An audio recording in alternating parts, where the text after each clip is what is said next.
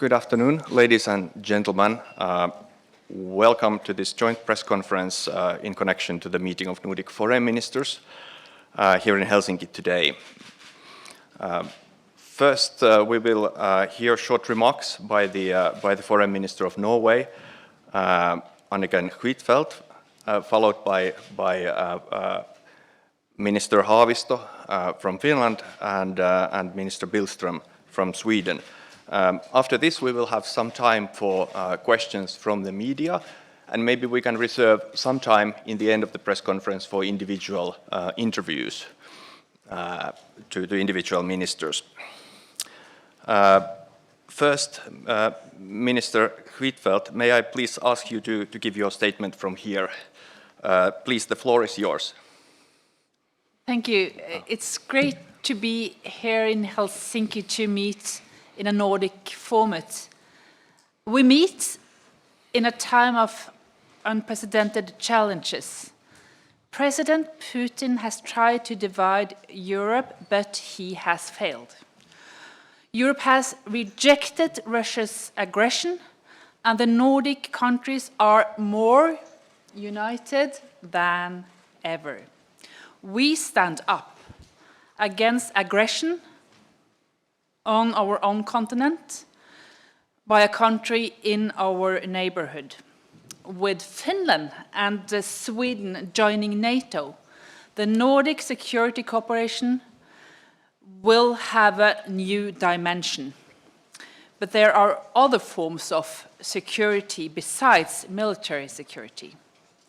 We must also ensure energy security by protecting our critical infrastructure and moving towards renewable energy.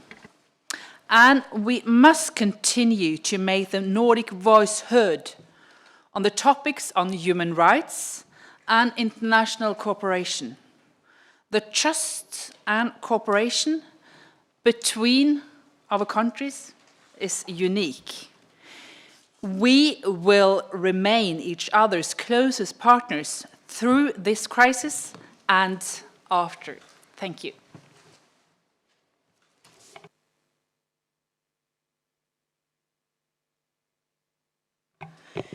So thank you.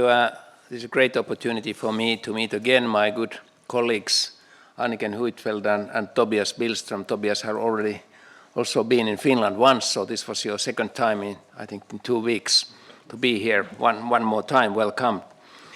And of course, I think this meeting and the regularity of our meeting between the Nordic ministers shows how in the time of the crisis the cooperation, Nordic cooperation is important. Actually, it started already during the COVID time.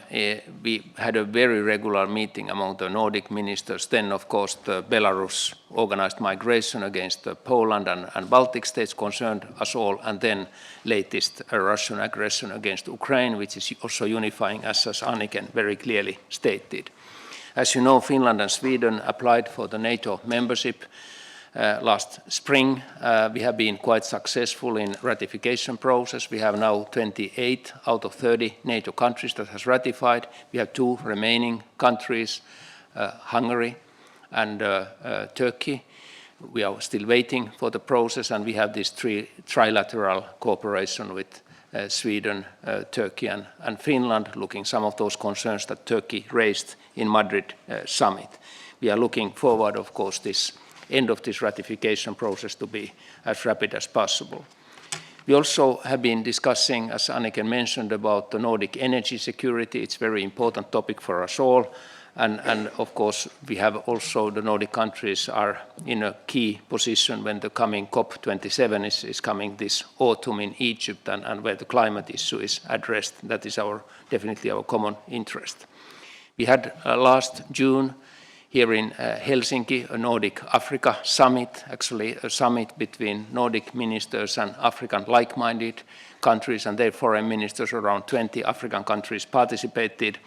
And this was an extremely important meeting, also linked to the solidarity towards Ukraine, because we have raised some concerns that some of the African countries, even some of the like-minded countries, have not been taking position on the Russian aggression against Ukraine, and it's very important that we as Nordic countries try to influence our partners on these issues.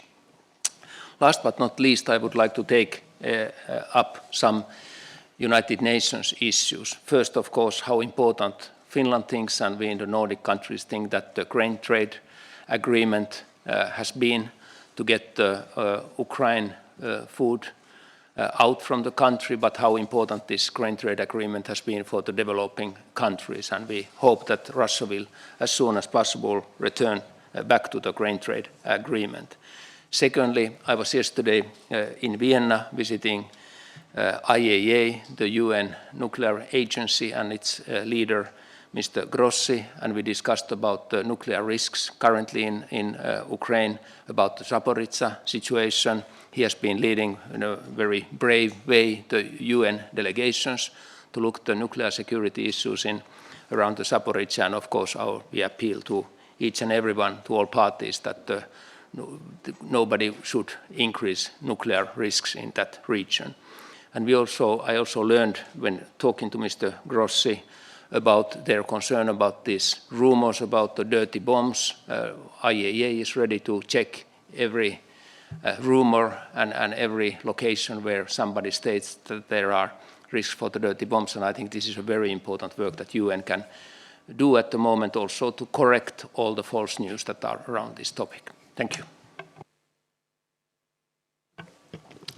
Well, thank you very much, and allow me to say it's a great pleasure for me to be here today with my Nordic colleagues. Thank you to both Anniken and to Pekka, and it's very nice to be back in lovely Helsinki, Helsingfors, and I can assure you it won't be the last time that I come here. Our common interests, our democratic values and geographical closeness has, of course, made it natural for the Nordic countries to find common policies to meet the challenges of today and for tomorrow. And it's in times like these when we are facing the greatest foreign security and defense policy challenges of modern times that this has become even more important. And foreign policy, I think, is best pursued together with partners that share fundamental values. And for Sweden, this takes place not least together with our Nordic and our Baltic colleagues and neighbors. Closer and stronger Nordic collaboration is essential both for our region's collective influence in the EU and for our own contribution to security in the framework of our and Finland's future NATO membership. And I fully associate myself with everything that Pekka Haavisto said about the process and the progress which we are making. Today here at the meeting we have touched upon a number of subjects. We have discussed naturally Russia's aggression against Ukraine, and we agree on the importance of continued support for Ukraine and increased pressure on Russia. With its unjust and illegal war of aggression against Ukraine, Russia has violated the peace in Europe, the European Security Order and the UN Charter, and Russia continues its ruthless attacks on civilians and civilian infrastructure in Ukraine. And I want to express my own and my colleagues' deep respect for the courage and the determination of the Ukrainian people who continue to stand up against this brutality. We must never accept that aggressive states violate the freedom and self-determination of independent democratic countries. Might does not make right. And that is why our joint efforts to defend the rules-based international order are so important, and the Nordic countries, together with other partners, are very well suited to do so. Thank you very much. Thank you, ministers, for your remarks. And now we have some time for questions from the representatives of media. So if you want to ask a question, please raise your hand and kindly switch on the microphone when speaking, and also shortly represent you and the media you are representing. As I mentioned, in the end of the press conference, we can reserve time also for individual short interviews. So first, I think the gentleman here in the third row, please.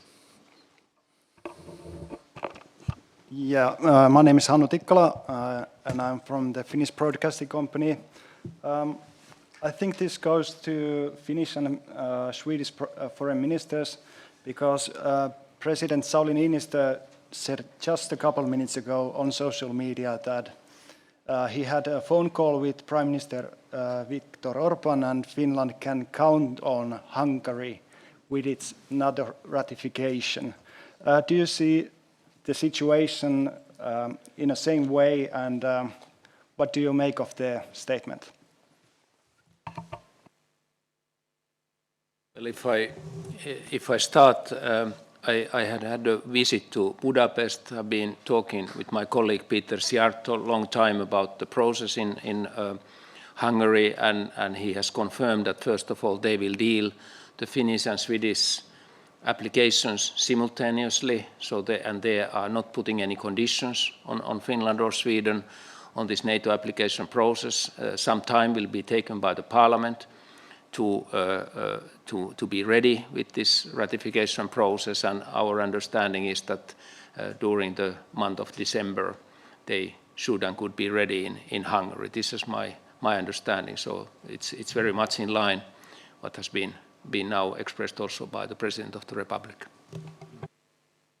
And I can just fill in by saying that I had a bilateral phone conversation with my colleague, the Foreign Minister of Hungary, just a few days ago, and we have also had quite positive remarks made during that conversation. So I again associate myself with what my Finnish colleague just have said. We see a positive and a progressive movement forward when it comes to the ratification by Hungary towards the Swedish and the Finnish application towards NATO membership. Thank you. Thank you. And then I think the following question from Lauri Nurmi, Iltalehti, please. Lauri Nurmi, Iltalehti, Finland. My question is about future and for all of you. Putin destroys Ukraine piece by piece. He won't stop.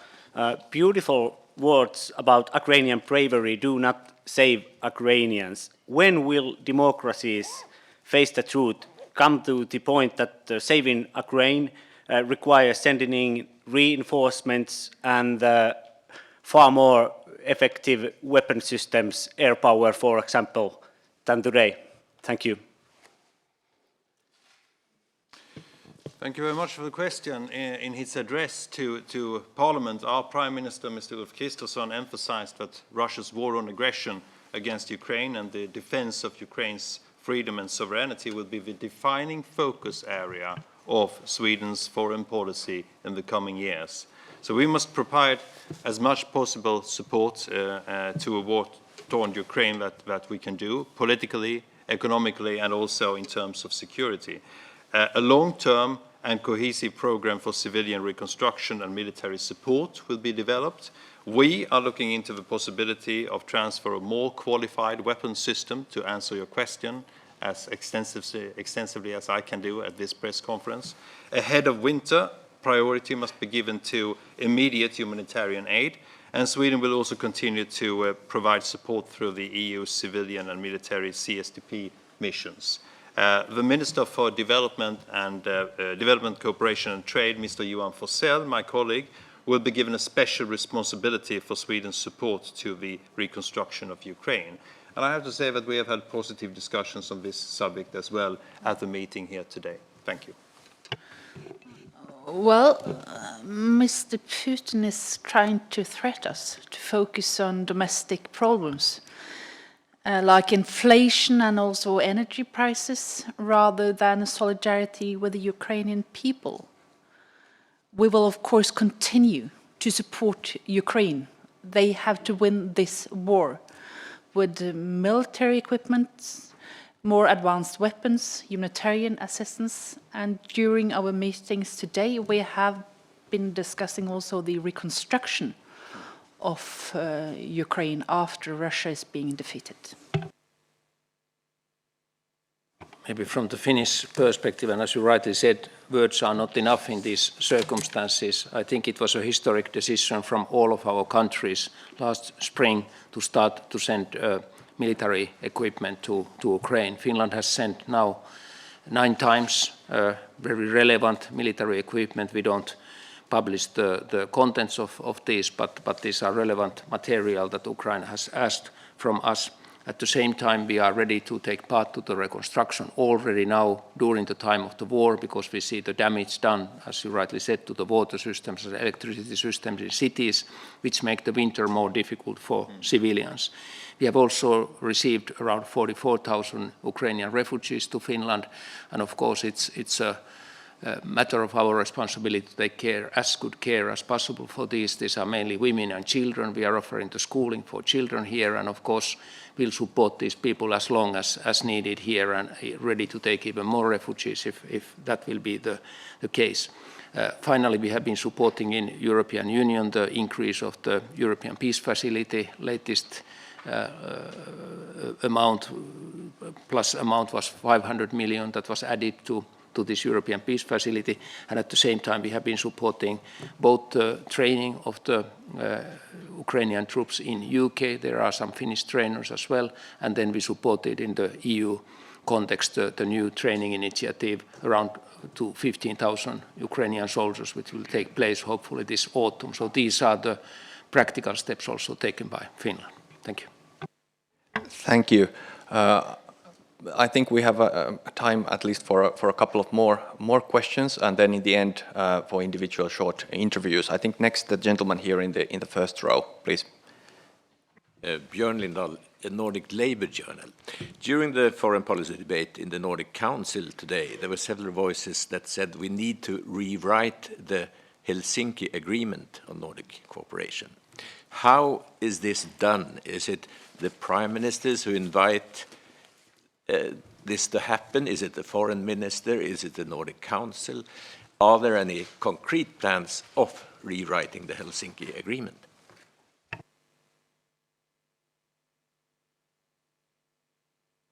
I think we You have to do it here in Helsinki.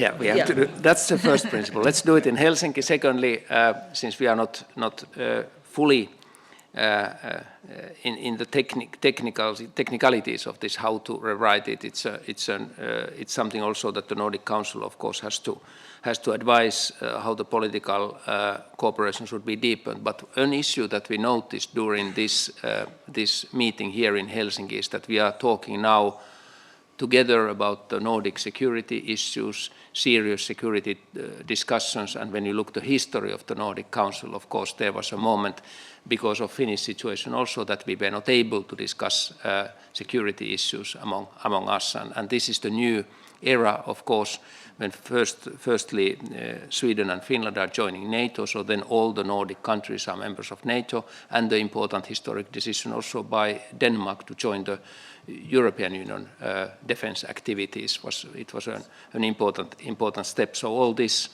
is something that is deepening also our security cooperation. And today in many discussions we mentioned what happened at the Nord Stream sabotage attack against the main energy connections already very close to us in the Baltic Sea region, and also the importance to enhance our cooperation with the Baltic countries and Baltic states. And we have, of course, the Nordic Baltic Forum at MB8, which is very important for us.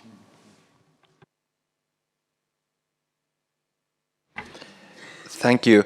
I had at least one more request, I believe, from the gentleman from the third row, please. This is Jon Gelius from Norwegian Broadcasting. I'm just curious about the NATO application for Sweden and Finland, and I'm seeking concrete answer to my question. What is the main challenge towards Turkey? If I start in those discussions, first of all, we have had this trilateral meeting here in Helsinki in August. Then we have had our bilateral meetings. I understand that the Prime Minister of Sweden is also going to Ankara and so forth. So there are several bilateral initiatives, and then we are looking for the next trilateral meeting. The very issue is the same that was during the NATO summit in Madrid, and it's about the terrorism. And mainly it's about the PKK and PKK's role. We have been expressing to Turkey that PKK as an organization is a forbidden organization in the whole European Union, including Finnish and Swedish territory. It's labeled as a terrorist organization, and we follow that labeling also in our countries. Then Turkey has some additional concerns on the issues of terrorism and so forth, and we agreed in Madrid that we are dealing with these issues, but according to our own legislation and according to international agreements. And I think this is part of the process that we go through these kind of issues with Turkey. Yes, and let me just add that exactly as my Finnish colleague said, the conditions laid down in the trilateral memorandum should be fulfilled by all the signing parties. And that is a job which is being undertaken right now with activities which also concerns the authorities in the relevant authorities in the three countries. This has to be done, of course, in accordance with the, well, in my case, the Swedish constitution and the Swedish principles of legal safety, but the dialogue is ongoing with the authorities of Turkey, and I think it's coming along quite well. Also, it means, and I would like to stress this, that there has been a lot of emphasis on Turkey's requirements towards Sweden and Finland.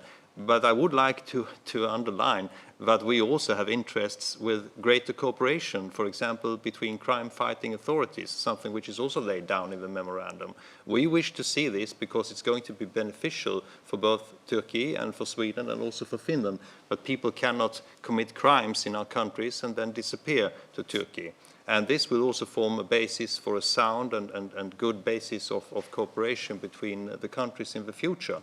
And it will be good for us, all the three signing states, in the fullness of time. Thank you.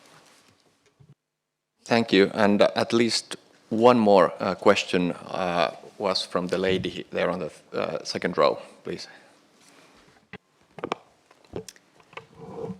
Sylve Bjorn, Hufvudstadsbladet. Ska jag ställa frågan på engelska? Please, if possible. Yes. All right. My question concerns, there's been talk about technology and independence in the technology sector, or in technology from reliable countries, and also our president mentioned this in his speech. But there seemed to be this a hot topic in Europe, the coordination in this field. How do you feel? Do you feel that there is a coordinated view in Europe on independence in the technology sector towards China, and including Germany? And or is there at least among the Nordic countries a common view?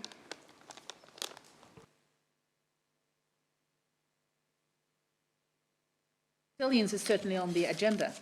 Definitely. And we have discussed that also today. Various areas. Exactly, definitely. I think that one topic which I think is important to raise in this regard has to do with Chinese investments, which is something which concerns us all. And investments are crucial to, of course, our economy and to our competitiveness. But that said, we are aware of the potential risks associated with foreign direct investment. So Sweden therefore intends to introduce a screening mechanism for foreign direct investments, and proposals for such a mechanism is currently being prepared within the government offices. And this system will be designed to address different types of risks.